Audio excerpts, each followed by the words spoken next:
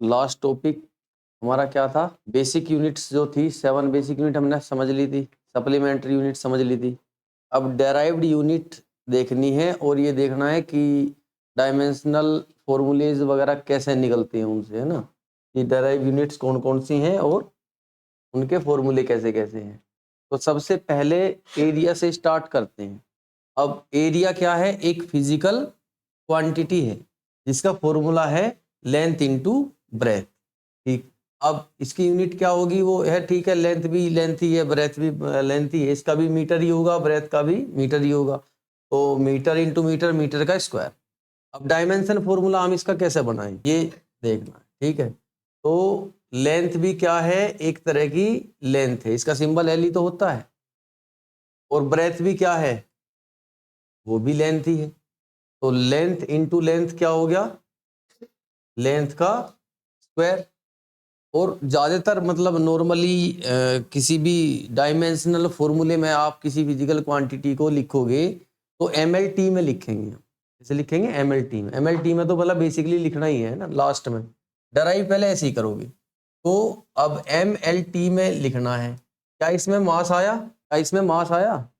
नहीं आया। बस इसमें क्या है? लेंथ ही तो है, बस एल का ही तो स्क्वायर है लेंथ का, मास थोड़ी ना है कहीं फॉर्मूले में। तो मास की पावर क्या होगी? 0। Something power 0 is 1। तो लेंथ कितनी बार आया? 2 बार, लेंथ पावर 2।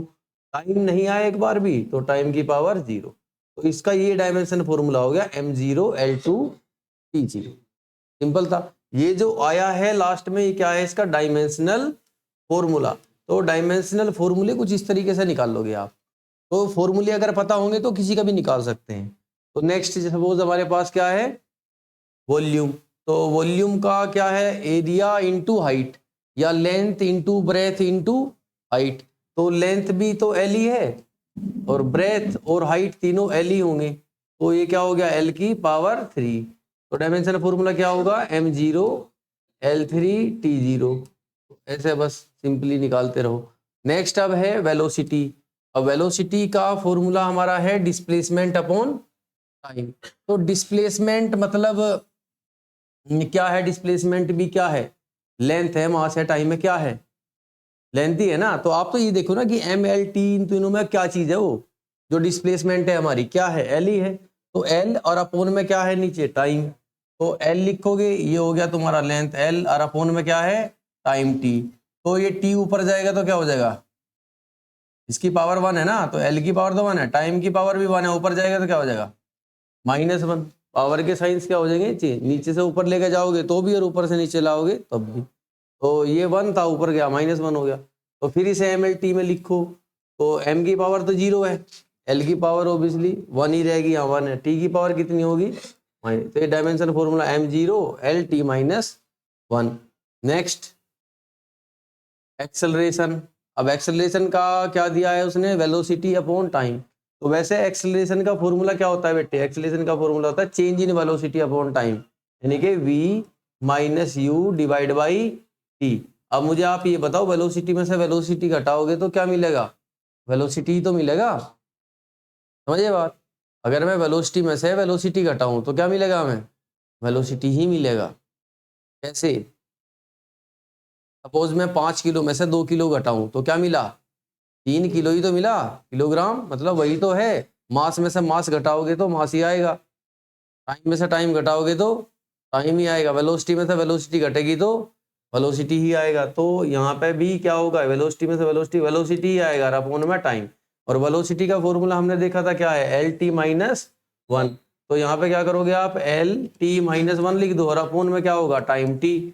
तो ये t की पावर 1 है, ऊपर जाएगा तो क्या हो जाएगा? t की पावर नहीं 1 है ना, ऊपर जाएगा -1, और -1 पहले ही था, एक और -1 हो गया तो कितना हो गया? LT-2। तो हम इसे लिखेंगे m0l(t-2). तो ये हमारा किसका फॉर्मूला आया? एक्सेलरेशन का। ठीक है। नेक्स्ट ये है एंगुलर वेलोसिटी। अब एंगुलर वेलोसिटी को हम कहते हैं omega. Omega that is equal to theta by T, theta by T. तो आगे आने वाले चैप्टर्स में आप पढ़ोगे। तो एंगुलर वेलोसिटी इक्वल टू होता है एंगुलर डिस्प्लेसमेंट अपॉन टाइम। और एंगुलर डिस्प्लेसमेंट क्या है? थीटा। थीटा का कोई भी यूनिट नहीं होता। तो थीटा बाई टी इसका ठीक है, ये थीटा बाई टी फॉर्मूला है, तो थीटा के कोई यूनिट है नहीं, तो यहाँ तो लिखेंगे हम m0 l0 t0 सब जीरो है, अपोन में क्या है t, तो कितना हुआ ये m0 l0 और t माइनस 1, ये आ गया। नेक्स्ट है एंगुलर एक्सेलरेशन, सबका ऐसे ही बनेगा ना, तो कुछ कुछ निकाल के देख लेते हैं। सपोज मोमेंटम है, तो मोमेंटम का क्या होगा, तो मोमेंटम का फॉर्मूला क्या है, मास इनटू वेलोसिटी, तो मास तो m है और वेलोसिटी क्या होता है एल टी माइनस 1, तो एम एल टी माइनस 1। इसी तरह किसी का भी निकाल लोगे आप, वर्क का निकाल लोगे, वर्क है इसमें नहीं है। सपोज नेक्स्ट फोर्स है, फोर्स का क्या है मास इनटू एक्सेलरेशन, तो मास का क्या होगा m और एक्सेलरेशन का कितना है एल टी माइनस 2। ठीक है, तो ये या तो हमें देखो एक्सेलरेशन का फॉर्मूला हमने पहले निकाल लिया, हमने यहाँ रख दिया, ठीक है, मास है एक्सेलरेशन है रख दिया, हो गया। एक और तरीका है कि आप उसको फॉर्मूले के अंदर फॉर्मूला पुट करते रहो और एंड में जाके अपने आप ही आपका फॉर्मूला आ जाएगा जो भी होगा। ठीक है, उसे देखते हैं एक बार कैसे करेंगे।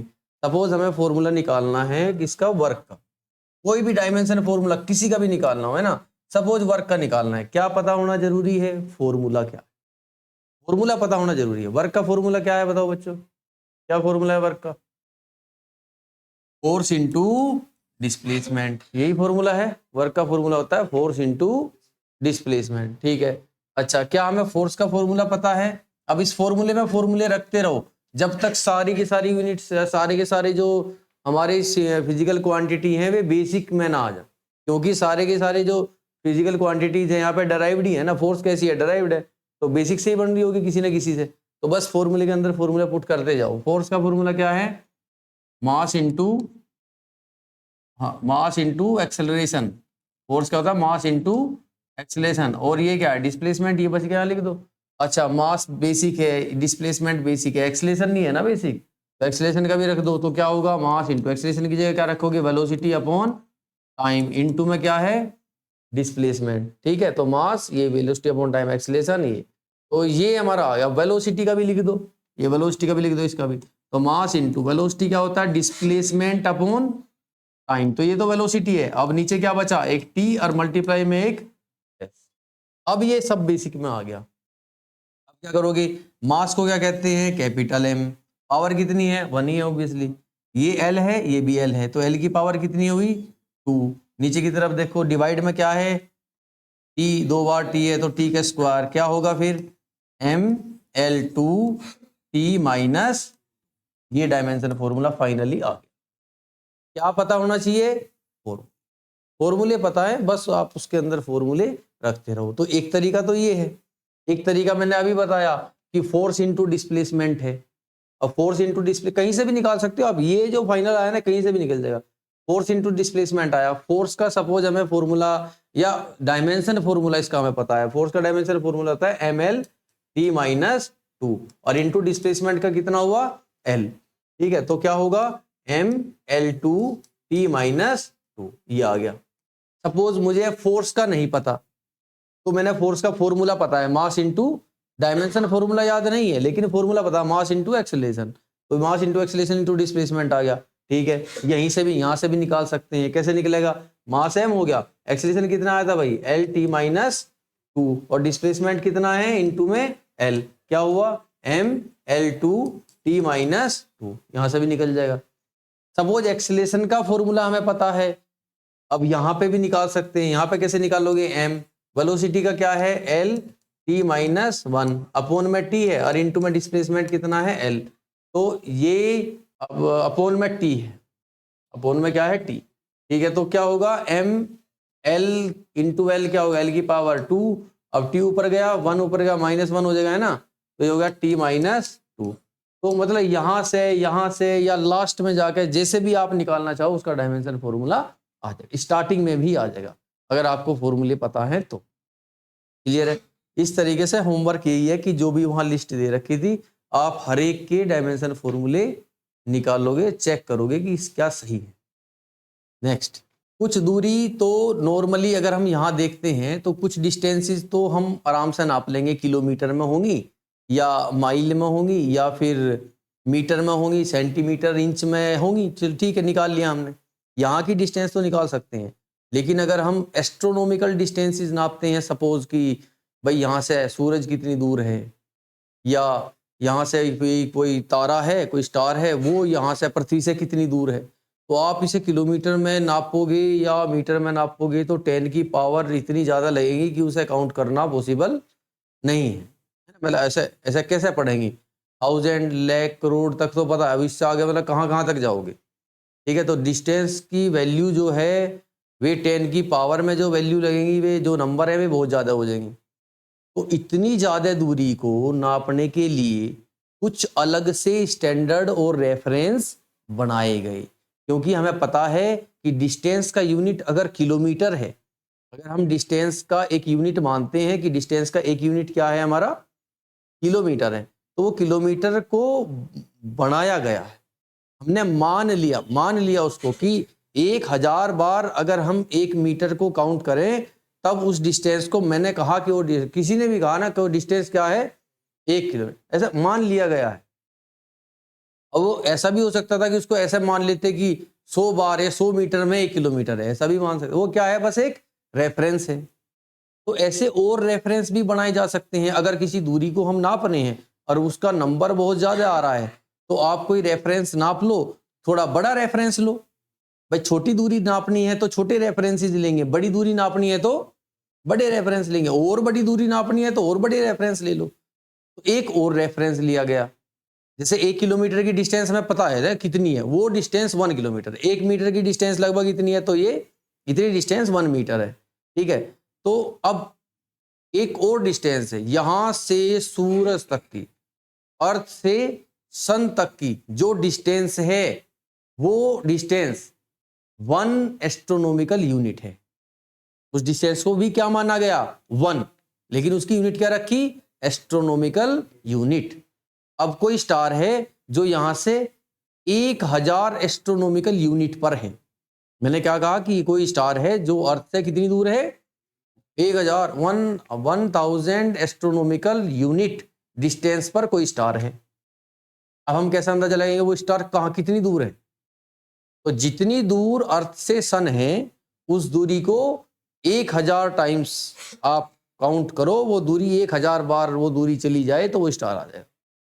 यानी कि जितनी दूरी अर्थ और सन के बीच में है उस डिस्टेंस का कितने टाइम्स ज्यादा है, 1000 टाइम्स ज्यादा अगर है तो वहां उतनी दूरी पर वो स्टार है।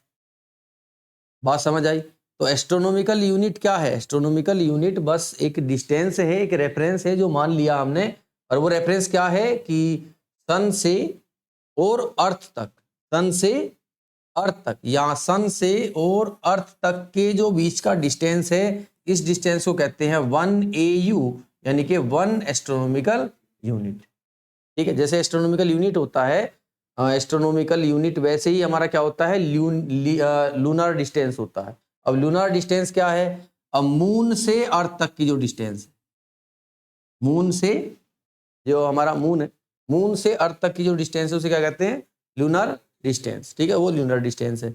अब क्लियर है यहाँ तक की बात। ठीक है, तो ये एस्ट्रोनॉमिकल यूनिट है, इंपॉर्टेंट है, काफी जगह यूज होती है। तो पूछा जाए कि एस्ट्रोनॉमिकल यूनिट क्या है, द एवरेज डिस्टेंस। अब एवरेज डिस्टेंस क्यों कहा, क्योंकि जब अर्थ सन के चारों तरफ घूमती रहती है तो वो हमेशा सन से बराबर डिस्टेंस पर नहीं होती, वो कभी सन के बहुत क्लोज होती है, कभी बहुत ज्यादा दूर होती है।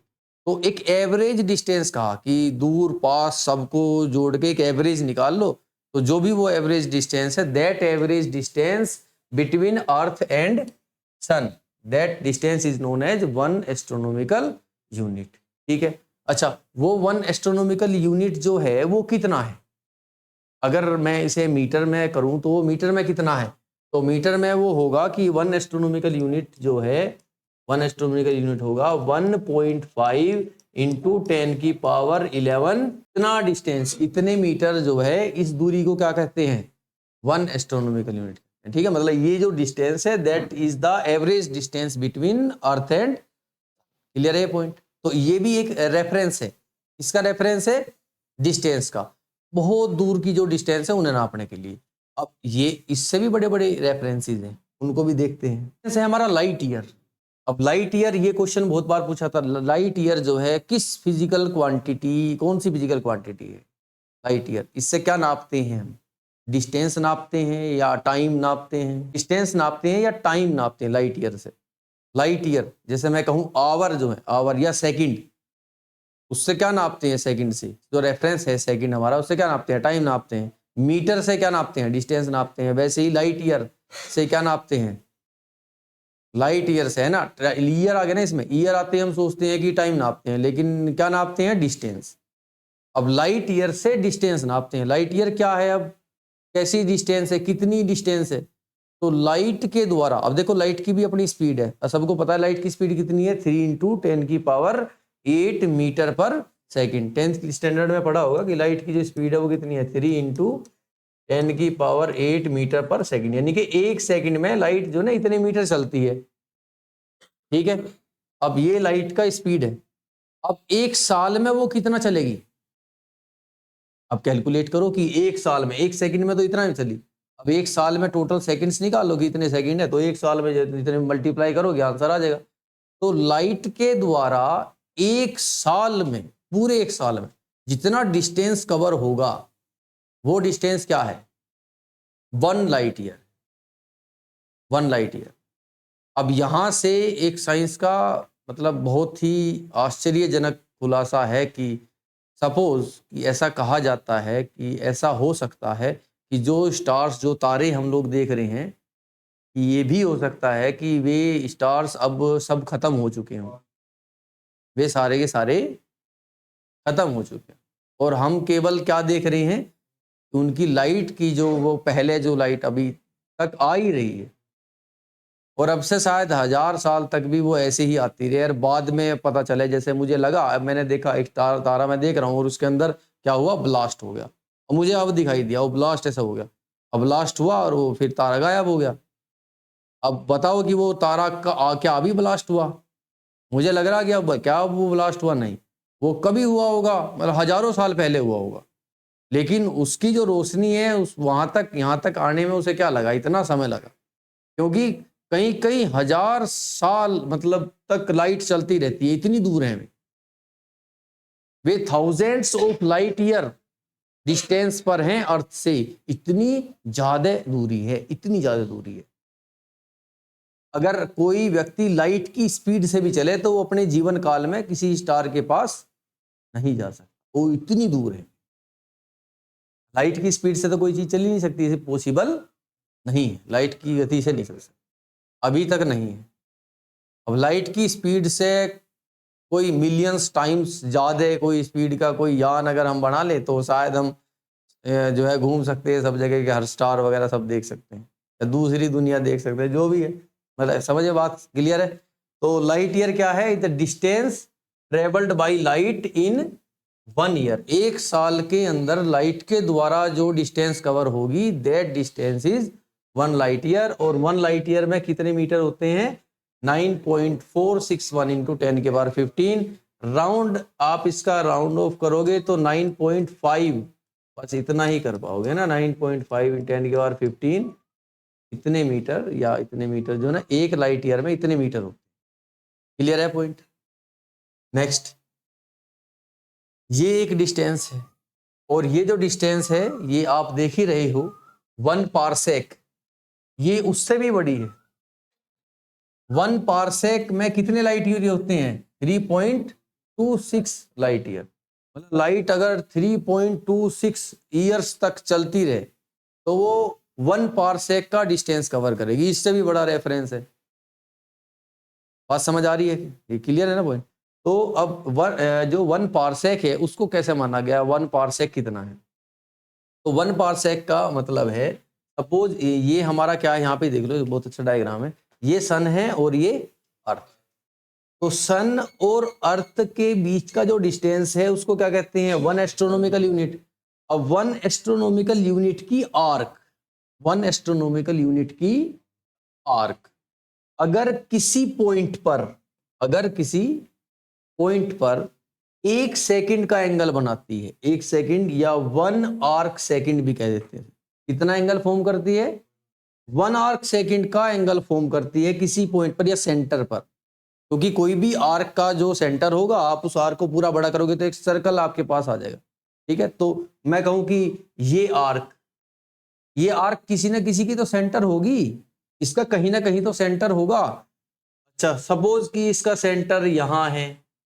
अब अगर इस पॉइंट पर जो एंगल है वो कितना हो, 1 सेकंड का, और ये आर्क कितनी हो, 1 एस्ट्रोनॉमिकल यूनिट की, तब उसका जो रेडियस होगा ना, तब इसके रेडियस को हम कहते हैं 1 पारसेक। इसके रेडियस को हम 1 पारसेक है, तब इसके रेडियस होगा।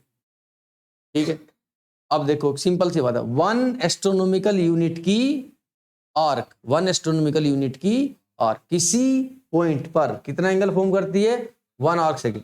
क्या ये एंगल जो दिखाया गया है, क्या ये एंगल 1 आर्क सेकंड का है?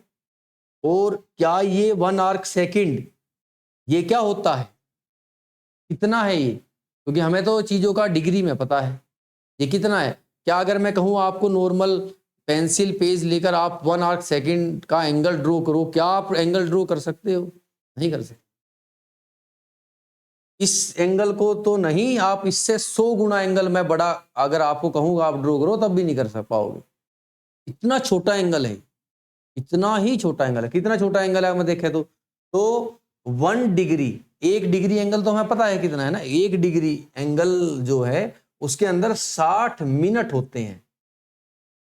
यानी कि 1 मिनट का एंगल जो होता है, 1 मिनट, टाइम नहीं है उसको ऐसे बोलते हैं, ठीक है, ये सेकंड नहीं है, ऐसा बोलते हैं आर्क सेकंड, या आर्क मिनट कह दूं मैं इसे, आर्क मिनट।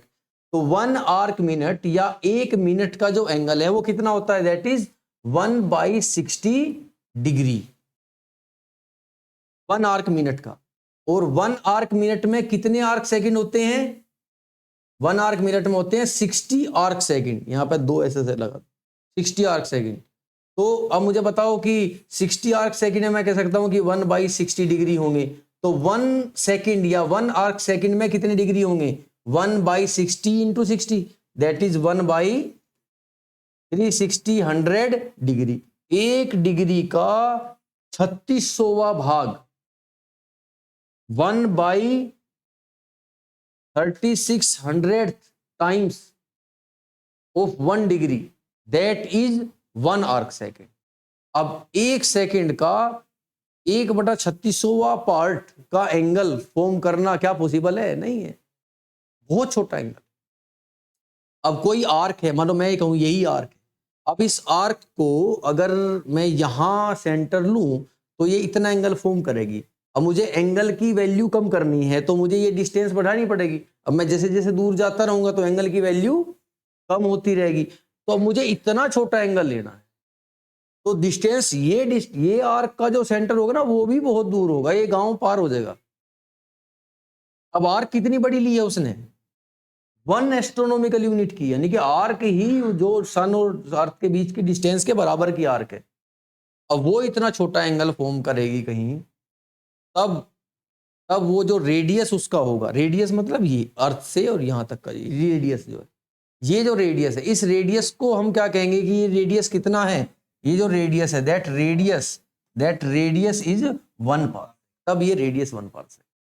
ये समझ आया 1 पारसेक क्या है ना? तो 1 पारसेक क्या है, the radius of an arc, इस आर्क का रेडियस, आर्क नहीं आर्क का radius, the radius of an arc of 1 astronomical unit, arc कितनी 1 है, तो 1 एस्ट्रोनॉमिकल यूनिट की आर्क का जो रेडियस है which make an angle of 1 second, जो 1 सेकंड का एंगल बना रहा है किसी पॉइंट पर, that radius is known as 1 parsec. Clear है पॉइंट? ठीक, अब यहां तक के पॉइंट सारे समझ आ गए, ठीक है। तो 1 पारसेक क्या है, क्या है, ये सारे इसके जो है ना फिनोमिनाज थे कि हम डिस्टेंस के कितने सारे रेफरेंस पॉइंट ले सकते हैं, डिस्टेंस की अगर लार्ज डिस्टेंस काउंट करनी है तो उसके कितने सारे पॉइंट्स हो सकते हैं।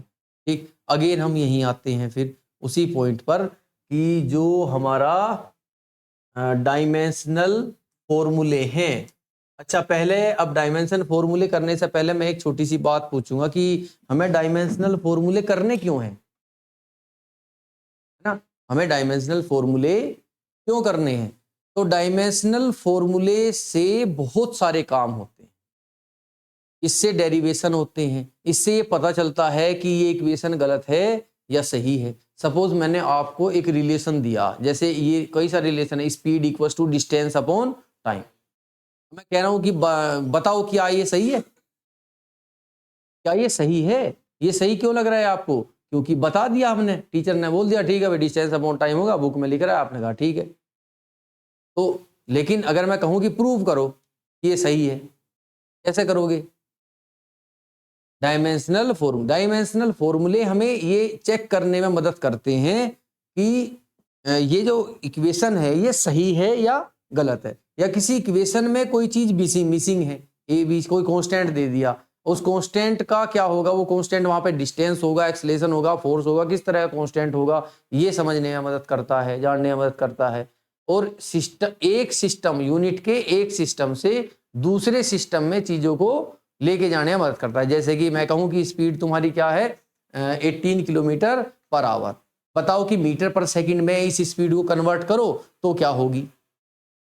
तो किलोमीटर पर आवर क्या है? यूनिट का रेफरेंस का एक रेफरेंस है, और मीटर पर सेकंड जो है वो उस फिजिकल क्वांटिटी का दूसरा रेफरेंस है। तो मैं चीजों को कन्वर्ट कर रहा हूं, एक रेफरेंस है दूसरी रेफरेंस में।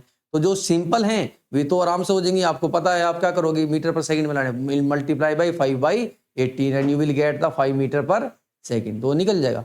लेकिन अगर कॉम्प्लिकेटेड हो तो अब हम किसका यूज करेंगे? डायमेंशनल फॉर्मूले। तो डायमेंशनल फॉर्मूले काफी यूज में आते हैं, तो इनके अपने अपने रोल हैं। अब कुछ डायमेंशन फॉर्मूले हम फिर दोबारा से प्रैक्टिस करेंगे, है ना, कौन कौन से हैं। तो एक होता है टॉर्क, एक क्या होता है? टॉर्क। अब छोटी छोटी चीजें हम इसमें जानते भी रहेंगे। टॉर्क का फॉर्मूला क्या होता है बेटे? टॉर्क का फॉर्मूला होता है फोर्स इनटू डिस्प्लेसमेंट, ठीक है, या डिस्प्लेसमेंट मैं कहूं ये तो वर्क है, तुम कहोगे ये वर्क है ना, ये क्या होता है? Force into arc of action. अब होगा तो डिस्टेंस ही, लेकिन उस डिस्टेंस को एक्चुअली में आर्क ऑफ एक्शन कहते हैं। अब है क्या?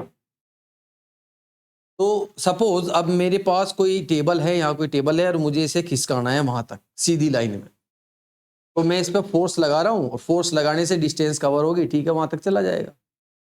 तो एक्चुअली मैं फोर्स इसको इधर से लगा रहा हूं, थोड़ा इधर से लगा रहा हूं, उससे कोई भी फर्क नहीं पड़ता। फर्क किस पे पड़ता है कि मैं फोर्स लगा रहा हूं उसी डायरेक्शन में जिस डायरेक्शन में डिस्प्लेसमेंट है, चाहे मैं क्लियर के इधर लगाऊं या इधर लगाऊं।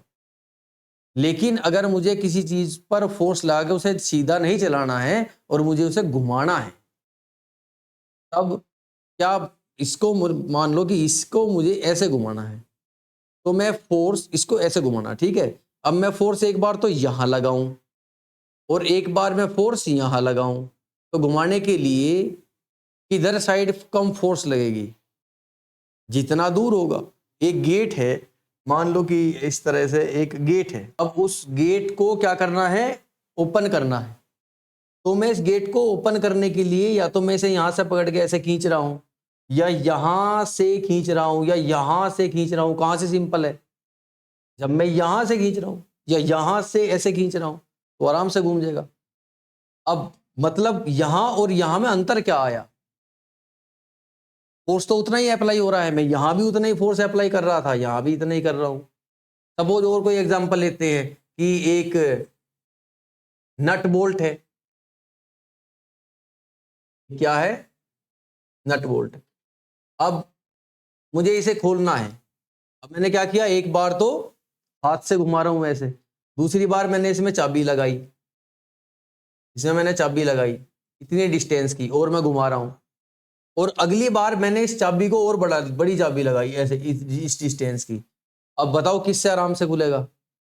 बड़ी चाबी से। अंतर क्या है? फोर्स तो मैं तब भी उतना ही लगा रहा था, यहां भी उतना ही लगा रहा था, यहां भी उतना ही लगा रहा हूं। आर्क ऑफ एक्शन का मतलब, आर्क ऑफ एक्शन क्या है? आर्क ऑफ एक्शन है एक्शन यहां हो रहा है और ये इसकी भुजा है।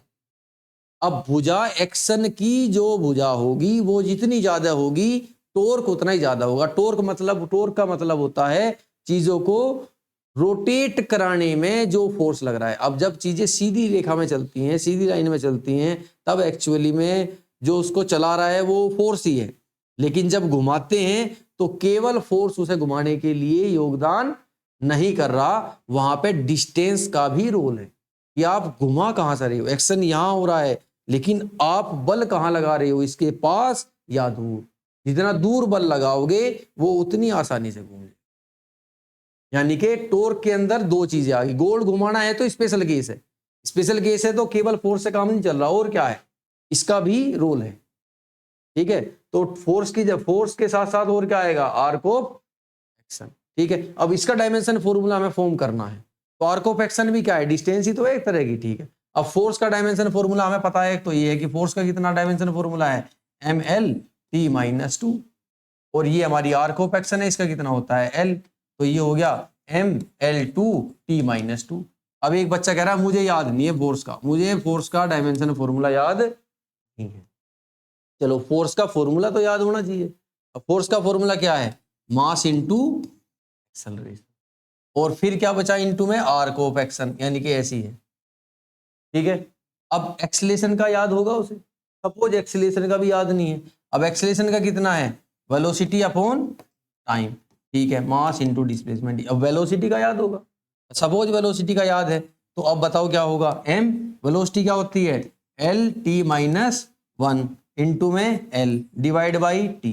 अब l इंटू एल यहाँ पे कितना हुआ, m l into L, l की पावर 2, ये t1 ऊपर गया -1, दैट इज t-2, ये आ गया। इस तरीके से हम किसी के भी डायमेंशन फॉर्मूले कर सकते हैं।